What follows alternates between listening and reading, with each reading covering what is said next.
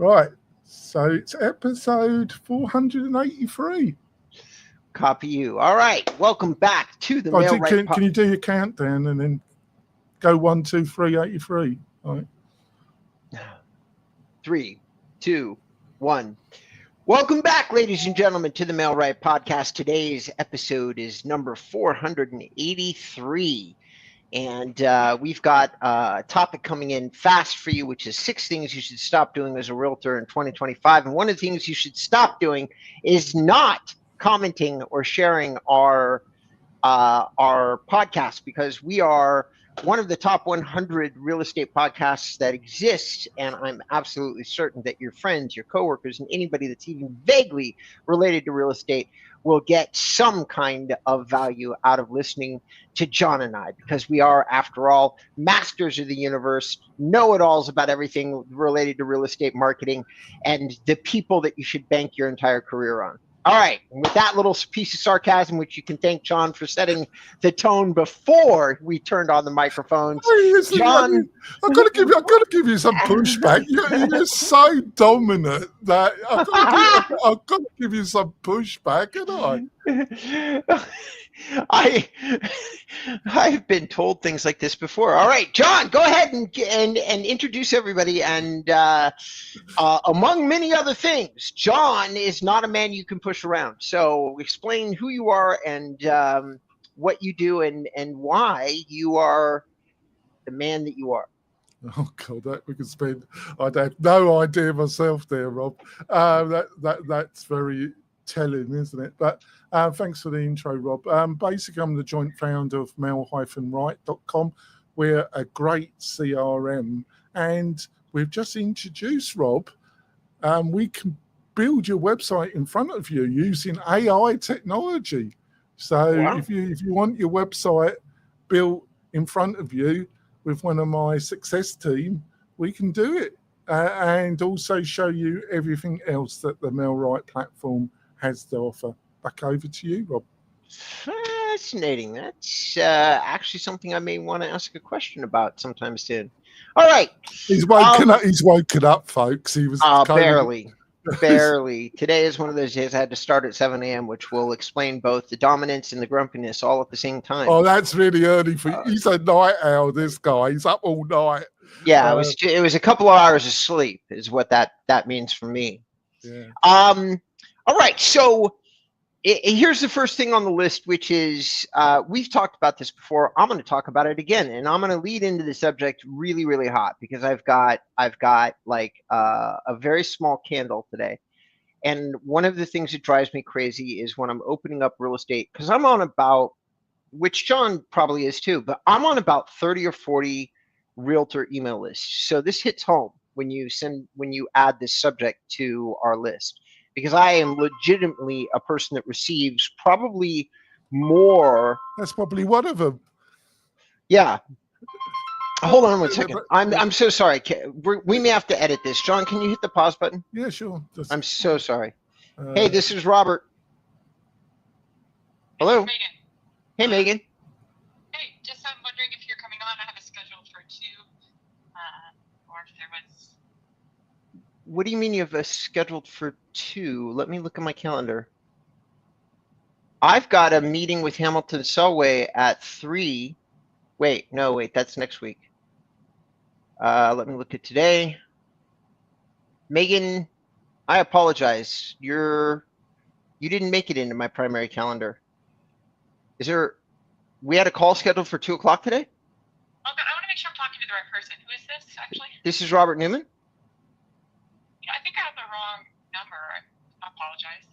Are you supposed to be meeting with Inbound REM?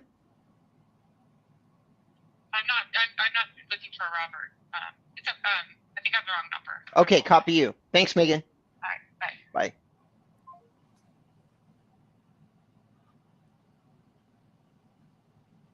Okay. I am so sorry. Can you edit all that out? Yeah, I won't. I'll get it. I'll take it down from the live YouTube, and we can edit the podcast. Yeah. I'm so sorry, John. That was. Well, it's. Can we start from the beginning? That'd be the easiest. We Sure. start from the beginning. So, do your countdown, and like I say, it's 483. 3, 2, 1. Welcome back, ladies and gentlemen, to the Mailright Podcast. Today's episode is number 483. And we are going to talk about 6 things you should stop doing as a realtor in 2025. First on the list is something I'm super hot about. But before we get into that, ladies and gentlemen, you probably know this if you've been listening to the show recently, but we are one of the top real estate podcasts in the world. And you know what we'd like you to stop doing as a realtor? Stop not sharing our show. Please share it, comment on it. There are thousands upon thousands of you that listens to the show and have commented on other podcasting platforms to which John and I never see it. We never see it. So what we would like you to do is to share it with some friends and email either robert@inboundram.com or Jonathan. Is it John or Jonathan? It's John. It's Jonathan. Right? Jonathan, Jonathan @mail-right.com. And let us know what you think, because we don't see your comments. And then leave us a comment and like the show and share the show on the platform you're listening to. We would so much, very much appreciate it. Now, without any further ado, my fearless, dominance-hating partner is Jonathan Tiddenwood. Go ahead and introduce yourself, John, because I'm going to send more dominance your way. Introduce yourself right now. I don't know what you've been taking today, but I wish I had some of it. That's all I've got to say. I'm the joint founder of mail-right.com. We're a CRM and a lot more, and we've just got a new technology. Basically, we can use AI to build your website on one of our onboarding calls, and we can build the whole website in front of you and put content in. So it makes the whole process of getting your website live and getting the leads that you're looking for really a lot quicker. Back over to you, Rob. All righty, ladies and gentlemen, we're going to talk about bad content. That's our first thing on our list, bad email content. Guess what? This guy, the guy that is talking to you right now through whatever you're listening to, gets probably more email content from realtors than just about anybody. I'm on over 40 mailing lists as I examine content for clients that I've either consulted with currently or consulted with in the past, and about 100 other reasons that have put me on about 40 of these lists over the years. Now, if I'm on the list, most of the time these people are doing higher efforts. But of those 40 people, 20 probably send me what's like canned emails, and how or why anybody would ever open them is beyond me. Like let's say a pushed forward email coming in from an IDX provider or an MLS or something like that. And this content is less. It does the exact opposite. Not only does it not engage your audience or create some kind of meaningful connection between you and your audience, it actually does the opposite. Gets you off their mailing list, makes them dislike your marketing efforts, disapprove of you as a human being in some cases, depending on how strongly they feel about junk email, and for sure does not accomplish the mission of getting you some kind of phone call. That's what I've got to say about this subject right now, John. How about you? Yeah, I'm really influenced with Jimmy Burgess and his YouTube channel, because he really talks a lot about newsletters and what you can do, what you should put in them. And he's got some really basic ideas, but he's totally spot on. And he's one of my more favorable. I really like his YouTube channel, and he's been on the show a couple of times. I have to try and get him to come back.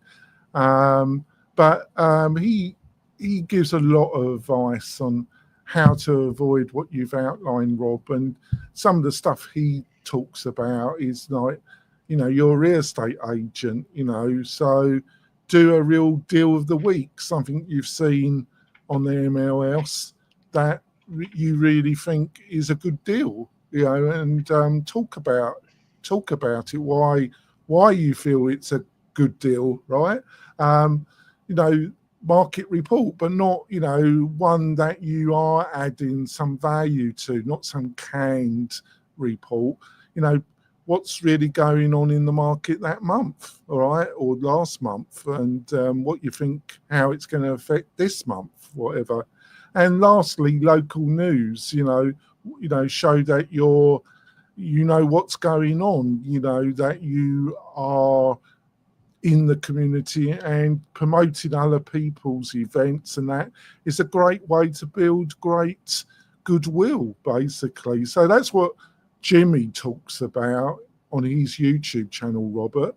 And I think they're really great basic ideas, but so many agents, like you said, they're not doing the basics really, are they, Robert? Not even close. And I think that what Jimmy's trying to say, or at least here's what I've oftentimes said to people when I've been a sales manager or a leader of very, very large groups of salespeople. I've always said, hey, there at a certain point, we all have to consider how a high tide raises all ships. Okay. And if there's a profession that has a terrible overall reputation for email marketing, it's going to be real estate. Another thing that realtors are getting really like creamed by in terms of a bad reputation is texting, because you egregiously text during the sales process. Many marketing companies out there leverage AI text, and some of it, when it goes off the rails, it goes off the rails to the tune of 3, 4, 5, 6,000 experiences for different people. So it very quickly eliminates large sections of the population that are ever going to sign up for lead generation for realtors. So email marketing and texting. And you have to understand that if somebody gets really burned by the experience of signing up for these things, they're unlikely to do it again in the future. Very similar to, like, I won't walk back onto a car lot, like, ever. I've just had too many bad, high pressure experiences with real estate, with salespeople there. I'm never going again. They have ruined it for me entirely. I will get on the phone, I will have a conversation, I'll have my car delivered. That's it. That's all they ever get. All right. Number 2. Here's an interesting subject, because it's a vast subject worthy of its own podcast, which is posting the wrong content on social media. So before I jump into this one, John, what do you consider to be wrong content? Do you have some examples? Well, I'm going to repeat myself a little bit. I was watching one of other Jimmy's videos, and he was interviewing an agent called Telly Hunt, and she was new to the industry about 4 or 5 years ago. Now she's got her own brokerage, and I think she's got about 20 agents working for her. And she built the whole business on social media and getting leads through social media, and really smart agent. Great story. I watched it all. It was a great interview.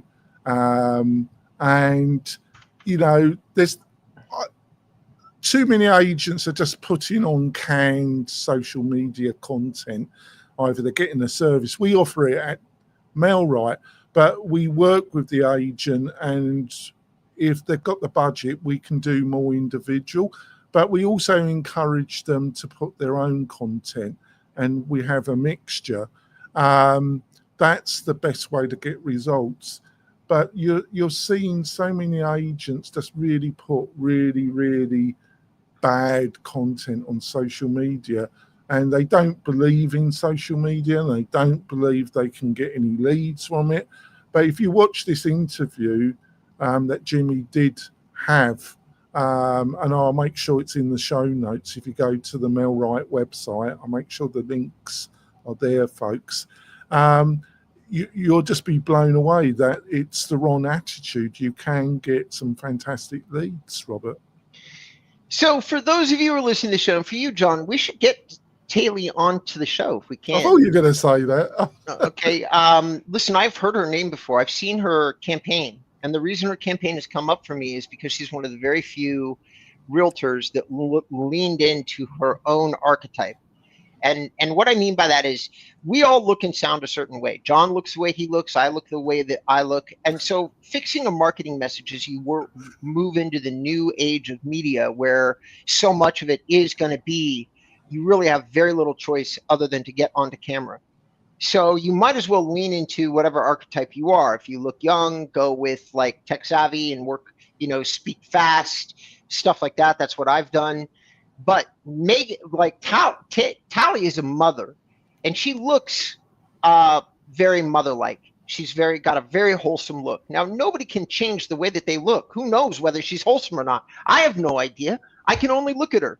But what her opening line on her website is, I teach moms how to make money in real estate. It is such a pure and simple tagline, especially when you look at it and you go, oh, yeah. And it's a WordPress website.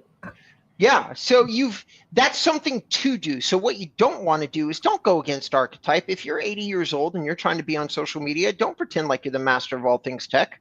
Like don't post stuff that you don't understand. Like, don't go against who you are as a person. If you're a dog person and you happen to be a realtor and you don't care about real estate more than you care about dogs, stop posting stuff that you have no connection to.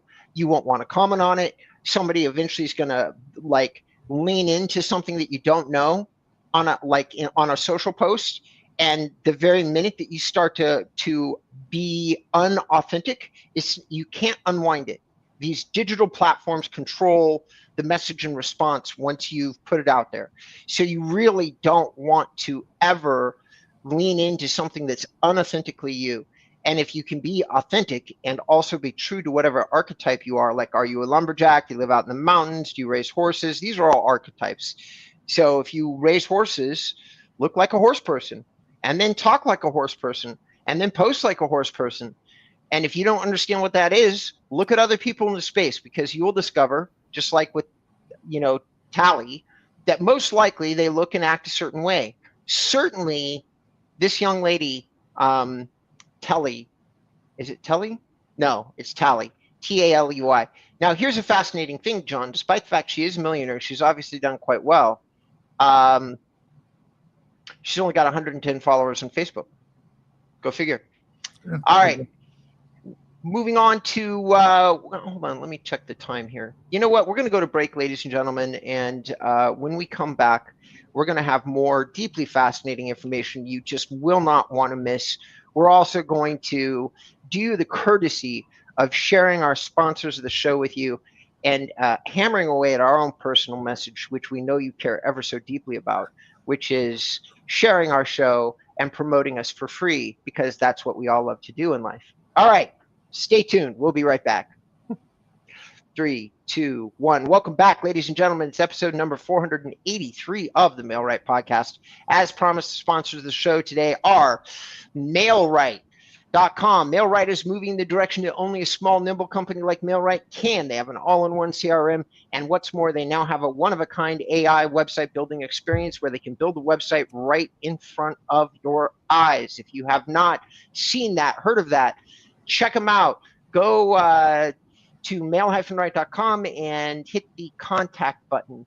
Or John, actually, once they're on the site, how would you like them to reach out to you? Yeah, just book a Zoom with us. It's really easy. It's right on the website in the top navigation.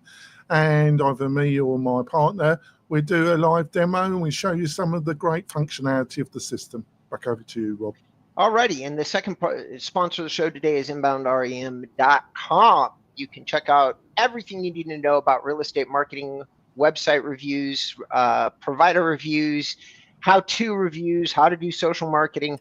It's all there. If you are looking or aching to be an expert on AI or anything else related to real estate, you're going to want to go to my website. And hey, if you happen to want a website or SEO services, hit my About page or services page and reach out. You can schedule. Yeah, I just want to say, if you're really looking to move your business, you've got a successful business and you really want to move it to the next level, you really want to ring Robert up, and he's just got a fantastic amount of knowledge. So if you're really looking to move your business on to the next level, Robert's the guy to contact. Much appreciated. All right, now with no further ado, here's what you can send me the check after the show, Robert. I absolutely will. $1 million, Jonathan Denwood. All right. So here we are. We're at number 3, 4, 5, and 6. We got the vast majority, but we're going to cover how you network, questions, CRMs, and how you do or don't check in with people. So without any further ado, why don't you go ahead and open us up to number 3, because you said staying in touch with people with a purpose. Yeah, I think if you're utilizing what I call the Buffini mythology, but there's Kelly Williamson also talks about this through their trainers. I've been watching a few of their trainers who are got some good content on YouTube, and they believe in this. You really you need a date. If these mythologies really work with a database around 300 to 500 people, the bigger database, you've got to divide it and use more marketing automation. But a part of your database are the people that you should ring up. But, just not ring up and say, how you doing? You really should know when their birthdays are in your CRM. There should be useful information, and you should keep it updated. And if there's anything around business that might help them, that's a fantastic opportunity to give them a call and say, I heard this, I noticed this, I just thought you should know about this. It just builds an enormous amount of goodwill for you in your local market. Back over to you, Robert. Checking in with people the right way is literally what there was a recent show that we did, and I made the recommendation of reading a book called Swim with the Sharks by Harvey Mackay. If you're looking for a good handbook that has already been published, that has won every award there is to win by one of the world's best relationship salespeople, like probably the best since Dale Carnegie, you want to check out Harvey Mackay's book. You can probably buy it for less than $10, maybe even buy a used copy for $4. And it will give you all sorts of reasons, but you really want to relate to a list that you have of interest this client has to check in with purpose. Their birthday is a good reason. Their dog's birthday is a good reason. Something related to a transaction that you did is a good reason. Something related to tax changes is a good reason. Global reasons are good reasons. There's all sorts of things, like you can do a service call, like when taxes change, instead of worrying about how that impacts everybody, use that as a reason to call your best clients and say, hey, I don't know if you heard about this, just want to make sure you did, and here's how I would address it. You call them problem, solution, problem, solution, problem, solution. It helps with purpose. All right, moving on. Not having a CRM and not using the DT-D2 system. So I'm embarrassed to say that I don't know what the DT-D2 system is. Yeah, it's Kelly Williamson really promotes it through their trainers. I was listening to an interview by Carla Higgins from the Double Duty podcast, and she was talking to Steve Scutchler. I think I butchered his surname, but he's a chief trainer, one of Kelly Williamson's chief trainers, and he thought up this mythology. And basically, you just use the surname and you rotate it like A's and C's, and then that you jump another 3, and it works with a database between 3 and 500. And if you and it just use this mythology to make sure you're ringing these people. And if you're dealing with a database between 3 and 500, it means that you're going to touch base with the people every 13 weeks. He's really pushed this. And I watched the interview that he was having with Carla, and I might do some outreach and see if he'll come on the show, because he really impressed me with his knowledge, and really down to earth, an enormously successful real estate agent, and he's a key part of the Kelly Williamson organisation. So if he is prepared to come on the show, I think it'd be a great interview, Robert. It sounds like it. So failing to have a system and failing to have a CRM, really, I think that part of this comes down to failing to have a marketing method in place. Now, ladies and gentlemen, we talk about this endlessly, and Lord knows, you do not need to do YouTube if you're not comfortable. What you have to do, if you're going to be professional and decide that you are literally approaching real estate as a career, then you must have some marketing method in place. And letting somebody like Steve or any other human that seems to have a plan to make a complicated subject more digestible to you and is willing to give you some pointers, just pick a person and follow their advice as long as you can verify they're successful. That's my only condition.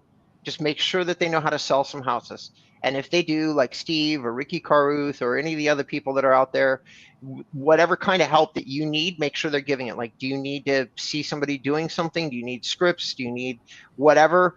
Then you make sure that they're available to you. Another guy that might be good if you need scripts is Mike Ferry. And people like that, like, just depends on what you need. But guys, make sure that failing to have a plan is planning to fail. And the plan does not need to be complicated. I hate to break it to everybody. You don't need a CRM necessarily. Outlook would be a CRM if you need one. You can keep track of your contacts. You can create a task list. I mean, you don't need fancy, sophisticated tools. Yeah, I think it's only when you've got a very large database and you do marketing automation. I think a lot of these other CRMs, they sell themselves on very complicated mythologies, and I totally agree with you, Rob. Now, this next one is closely related to some of what we're talking about, so I'm going to jump out with this subject, and I'm going to give everybody an example. Here's another thing that most realtors fail at, and you need to stop this. You need to stop thinking that you can be a sit-at-your-home realtor with a business card in your pocket and that people are going to call you automatically. It simply doesn't work that way. And maybe you all are like, well, I know that. Okay, then let me take it a step further. You need to stop believing that you don't have to have an elevator pitch and use it in every environment you possibly can. Hello, I'm so-and-so. I'm a realtor that services blankety blank, and I specialized in divorce.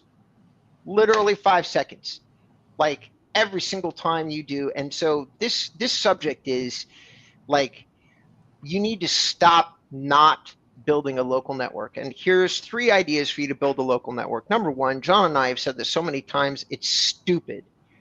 There's an automatic place that every single realtor with a license can go to build a network. Every single one of you, no exceptions. And it's one of the very few things that brokerages are decent for. You can go to open houses.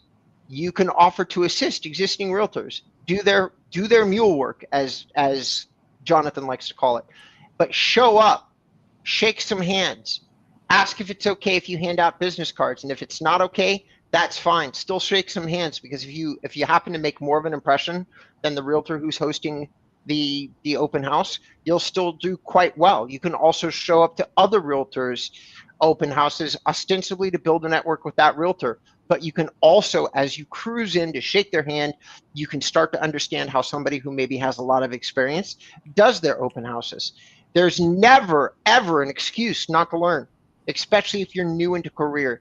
And failing to build a local network, failing to put yourself out there at every single opportunity is literally probably, if I could, I'd put it number 1 on the list. Because every single one of you needs to be comfortable to walk out the door and shake a hand and say that you're a realtor. You should introduce yourself to your neighbors if you haven't done that already. That's where you start, like a local network. Wherever you live, whether it's an apartment or any place else, like if you're in an apartment building, I would use that as an opportunity to get my pitch down. Because yes, apartment dwellers are not homeowners, but maybe they will be someday.